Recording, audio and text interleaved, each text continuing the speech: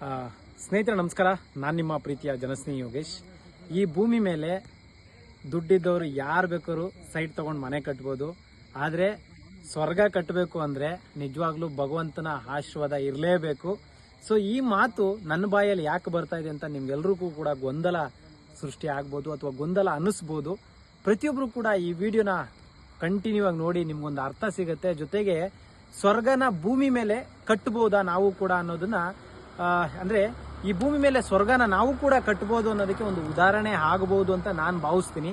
So ಪ್ರತಿಯೊಬ್ಬರು ಕೂಡ ಈ ವಿಡಿಯೋನ ನೋಡಿದ ಮೇಲೆ ಲಾಸ್ಟಲ್ಲಿ ಕಮೆಂಟ್ ಹಾಕೋದನ್ನ ಮರಿಬೇಡಿ. ಯಾಕೆಂದರೆ ಇದು ಸ್ವರ್ಗನ ನರಕನ ಅಂತ ನೀವೇ ಡಿಸೈಡ್ ಮಾಡಿ. ಸೊ ಯಾಕೆ ಈ ಮಾತು ಹೇಳ್ತಾ ಇದ್ದೀನಿ, ಈ ಭೂಮಿ ಮೇಲೆ ಯಾರು ಬೇಕಾದ್ರೂ ಸೈಟ್ ತೊಗೊಂಡು ಮನೆ ಕಟ್ಬೋದು ಸಮಯ. ಆದರೆ ಭಗವಂತನ ಆಶೀರ್ವಾದ ಇದ್ದರೆ ಮಾತ್ರ ಸ್ವರ್ಗನ ಸೃಷ್ಟಿ ಮಾಡೋದಕ್ಕೆ ಸಾಧ್ಯ ಆಗುತ್ತೆ. ಸೊ ಈಗ ಬನ್ನಿ. ಸೊ ಪ್ರತಿಯೊಬ್ಬರು ಕೂಡ ಈ ವಿಡಿಯೋನ ನೋಡ್ತೀರಾ ಅಂತ ಅನ್ಕೊಂಡಿದ್ದೀನಿ. ಪ್ರತಿಯೊಬ್ಬರಿಗೂ ಕೂಡ ಈ ವಿಡಿಯೋ ತುಂಬಾ ವಿಶೇಷ, ವಿಭಿನ್ನ, ಹಾಗೆ ನಿಮ್ಮೆಲ್ಲರ ಆಶೀರ್ವಾದ ಸದಾ ನಮ್ಮ ಮೇಲಿರಲಿ. ಈ ಸ್ವರ್ಗ ಕೇವಲ ಜನಸ್ನೇಹಿ ಯೋಗೇಶಿಂದ ಮಾತ್ರ ನಿರ್ಮಾಣ ಆಗಿಲ್ಲ, ನಿಮ್ಮೆಲ್ಲರ ಸಹಕಾರ, ಕರ್ನಾಟಕದ ಎಲ್ಲ ಅಣ್ಣಂದಿರ, ಅಕ್ಕಂದಿರ, ತಾಯಂದಿರ ಆಶೀರ್ವಾದ ಇವತ್ತು ಈ ಒಂದು ಸ್ವರ್ಗವನ್ನು ನಿಮಗೆ ತೋರಿಸೋದಕ್ಕೆ ನಾನು ಇಷ್ಟಪಡ್ತಾ ಇದ್ದೀನಿ. ಸೊ ನೋಡ್ಬೋದು ಸ್ವರ್ಗ ಯಾವ ರೀತಿ ರೆಡಿ ಆಗ್ತಾ ಇದೆ, ರೆಡಿ ಆಗಿದೆ ಅನ್ನೋದನ್ನು.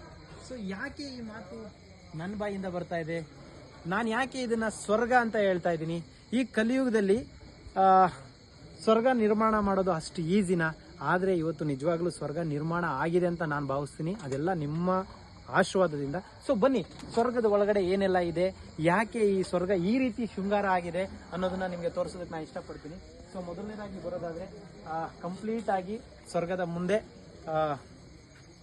ಹಸಿರು ತೋರಣ. ಸೊ ನೀವು ನೋಡ್ಬೋದು. ಸೊ ಹಾಗೆ ಒಳಗಡೆ ಬನ್ನಿ. ಸೊ ವಿಶೇಷವಾಗಿ ಇವತ್ತು ತುಂಬಾ ವಿಶೇಷ ಅಂತ ಹೇಳಿದ್ರೆ ನಿಜವಾಗ್ಲೂ ಸ್ವರ್ಗನ ನಾನಂತೂ ನೋಡೋದಕ್ಕೆ ಸಾಧ್ಯ ಆಗಿಲ್ಲ. ಹಾಗಾಗಿ ಭೂಮಿ ಮೇಲೆ ಸ್ವರ್ಗನ ಸೃಷ್ಟಿ ಮಾಡಬೇಕು ಅನ್ನೋದು ನನ್ನ ಮಹದಾಸೆ. ನನ್ನ ಕೈಲಾದಷ್ಟು ಮಟ್ಟಿಗೆ ನಿಮ್ಮೆಲ್ಲರ ಸಹಕಾರ, ನಿಮ್ಮ ಪ್ರೀತಿಯಿಂದ, ನಿಮ್ಮ ಆಶೀರ್ವಾದದಿಂದ ಸ್ವರ್ಗನ ಸೃಷ್ಟಿ ಮಾಡೋ ಒಂದು ಸಣ್ಣ ಪ್ರಯತ್ನವನ್ನು ನಾನು ಮಾಡಿದ್ದೀನಿ. ಸೊ ಈ ಒಂದು ವಿಡಿಯೋನ ನೀವು ನೋಡಿ ಲಾಸ್ಟಲ್ಲಿ ಕಮೆಂಟ್ ಹಾಕೋದನ್ನ ಮರಿಬೇಡಿ. ಸೊ ಹೇಗಿದೆ ನಮ್ಮ ಸ್ವರ್ಗ? ಸೊ ವಿಶೇಷವಾಗಿ ಎಲ್ಲ ರೆಡಿ ಆಗ್ತಾ ಇರುವಂಥದ್ದು ನಮ್ಮ ಸ್ವರ್ಗಾಧಿಪತಿ ಶ್ರೀ ಧರ್ಮಶನೇಶ್ವರ ಸ್ವಾಮಿಯವರು ಪೂಜೆಗೆ ಎಲ್ಲ ಸಿದ್ಧತೆಯನ್ನು ಮಾಡ್ಕೊಳ್ತಾ ಇದ್ದಾರೆ. ಸೊ ವಿಶೇಷವಾಗಿ ಬರ್ಬೋದು ನೀವು. ಸೊ ಇಲ್ಲಿ ಇಷ್ಟು ವಿಜೃಂಭಣೆಯಿಂದ ಈ ಒಂದು ಕಾರ್ಯಕ್ರಮ ಅಥವಾ ಈ ಒಂದು ಸೇವೆ ನಡೀತಾ ಇದೆ ಅಂದರೆ ಅದಕ್ಕೆ ಮುಖ್ಯವಾದ ಕಾರಣ ನೋಡ್ಬೋದು ನೀವು.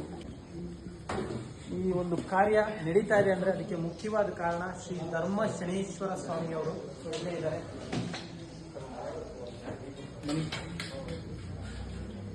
ಇವರ ಒಂದು ಶಕ್ತಿ ಅಪಾರ, ಇವರ ಕೊಡುಗೆ ಅಪಾರ. ಕಲಿಯುಗದಲ್ಲಿ ಇವರು ನೆಲೆಸಿರೋದೇ ಒಂದು ವಿಶೇಷ. ಅದರಲ್ಲೂ ಕೂಡ ಇತಿಹಾಸ ಪುಟ ತೆಗೆದು ನೋಡ್ಬೋದು ತಾವು.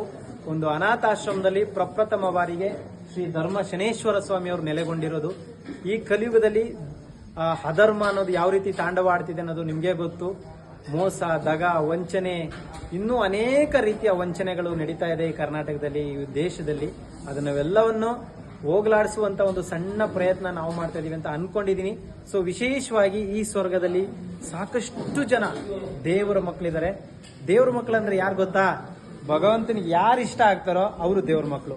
ಅವ್ರಿಗೆ ಯಾರು ಇಷ್ಟ ಆಗ್ತಾರೋ ಈ ಸ್ವರ್ಗಕ್ಕೆ ಅವ್ರನ್ನ ಕರೆಸ್ಕೊಳ್ತಾರೆ ಅವರು. ಸೊ ಇಲ್ಲಿಗೆ ಕರೆಸ್ಕೊಂಡಿರುವಂತ ಎಲ್ಲ ಅದೃಷ್ಟಶಾಲಿಗಳು ಇವರೆಲ್ಲ. ಸೊ ಸ್ವರ್ಗದಲ್ಲಿ ಇರ್ತಕ್ಕಂಥ ಎಲ್ಲ ಅದೃಷ್ಟಶಾಲಿಗಳನ್ನ ತಾವು ನೋಡ್ಬೋದು. ಈ ಸ್ವರ್ಗದಲ್ಲಿ ಇನ್ನೊಂದು ವಿಶೇಷತೆ ಇದೆ. ಸೊ ಹಂಗೆ ಬನ್ನಿ.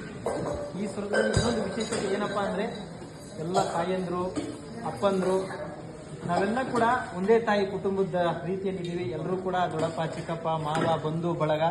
ನಾನು ಯಾವಾಗಲೂ ಹೇಳೋ ಹಾಗೆ ನನಗೆ ರಕ್ತ ಸಂಬಂಧಿಗಳಿಗಿಂತ ರಸ್ತೆಯಲ್ಲಿ ಸಿಗೋ ಸಂಬಂಧಕ್ಕೆ ತುಂಬ ಪ್ರೀತಿ ಕೊಡ್ತೀನಿ. ನಮ್ಮ ಸ್ವರ್ಗಾಧಿಪತಿ ಇವರು ನನ್ನ ಆರಾಧ್ಯ ದೈವ.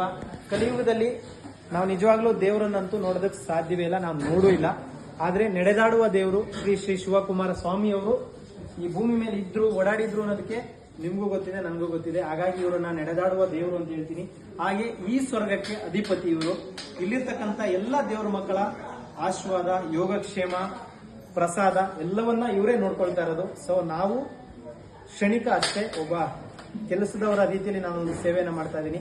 ಸೊ ಪ್ರತಿಯೊಬ್ಬರಿಗೂ ಈ ಸ್ವರ್ಗ ಇಷ್ಟ ಆಗುತ್ತೆ ಅಂತ ಭಾವಿಸ್ತೀನಿ. ನಿಮ್ಗೆಲ್ಲ ಏನ್ ಅನ್ನಿಸ್ತೋ ನನಗಂತೂ ಗೊತ್ತಿಲ್ಲ.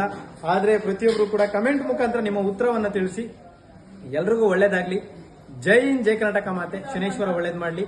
ಒಂದೇ ಒಂದು ಮಾತನ್ನ ನಾನು ಏನ್ ಹೇಳ್ಬೋದು ಅಂದ್ರೆ, ನಿಮಗೂ ಕೂಡ ಈ ಸ್ವರ್ಗ ನೋಡ್ಬೇಕು ಅಂತ ಆಸೆ ಆಗಿದ್ಯಾ? ಒಂದ್ಸತಿ ವಿಸಿಟ್ ಮಾಡಿ. ಜನಸ್ನೇಹಿ ನಿರಾಶ್ರಿತರ ಆಶ್ರಮ, ನೆಲಮಂಗಲ, ಸೊಡ್ಡೆಗುಪ್ಪ. ಸ್ವರ್ಗಾಧಿಪತಿ ಇಲ್ಲೇ ಇದ್ದಾರೆ.